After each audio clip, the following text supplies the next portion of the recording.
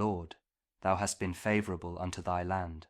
Thou hast brought back the captivity of Jacob. Thou hast forgiven the iniquity of thy people. Thou hast covered all their sin. Thou hast taken away all thy wrath.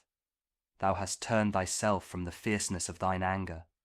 Turn us, O God of our salvation, and cause thine anger toward us to cease.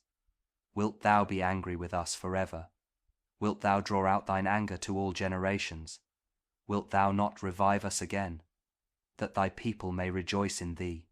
Show us thy mercy, O Lord, and grant us thy salvation. I will hear what God the Lord will speak, for he will speak peace unto his people and to his saints, but let them not turn again to folly. Surely his salvation is nigh them that fear him, that glory may dwell in our land. Mercy and truth are met together. Righteousness and peace have kissed each other. Truth shall spring out of the earth, and righteousness shall look down from heaven. Yea, the Lord shall give that which is good, and our land shall yield her increase. Righteousness shall go before him, and shall set us in the way of his steps.